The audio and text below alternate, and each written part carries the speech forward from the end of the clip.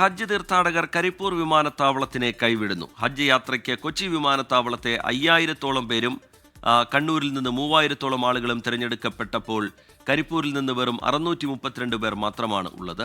വിമാന ടിക്കറ്റ് നിരക്കിലെ വർധനയാണ് തിരിച്ചടിയായത്.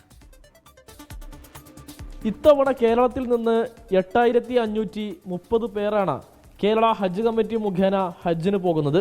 82% മലബാറിൽ നിന്നുള്ള യാത്രക്കാരാണ്.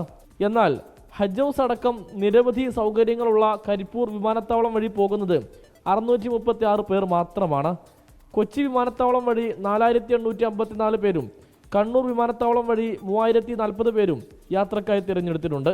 3 ചെറിയ വിമാനത്തിലേക്കുള്ള യാത്രക്കാർ മാത്രമേ കരിപ്പൂരിൽ നിന്നുള്ളൂ.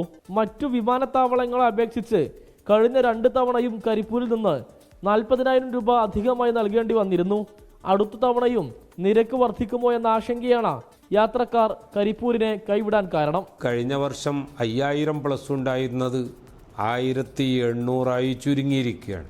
നിരക്ക് കുറച്ചുകൊണ്ട് വന്നുകൊണ്ട് ഏകീകരണം വേണം എന്നുള്ള നമ്മുടെ അപേക്ഷ സഫലമാകുന്ന ഒരു സാഹചര്യം വന്നാൽ എംബാർക്കേഷൻ പോയിന്റ് ചേഞ്ച് ചെയ്യാൻ ഉദ്ദേശിക്കുന്നവർക്ക് നിരക്ക് കുറയുന്നൊരു സാഹചര്യം ഉണ്ടാകുമ്പോൾ വീണ്ടും കോഴിക്കോട്ടേക്ക് തന്നെ തിരിച്ചു വരാനുള്ള സൗകര്യം ഏർപ്പെടുത്തണം.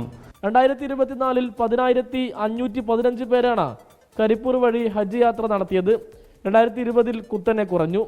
കരിപ്പൂർ വിമാനത്താവളത്തെ തകർക്കാനുള്ള നീക്കത്തിന്റെ ഭാഗമാണ് നിരക്ക് വർധന എന്നാണ് ഉയരുന്ന ആരോപണം. വലിയ വിമാനങ്ങൾ കരിപ്പൂരിൽ സർവീസ് നടത്താത്തതാണ് നിരക്ക് വർധനയ്ക്ക് കാരണം. 24 തിരൂർ.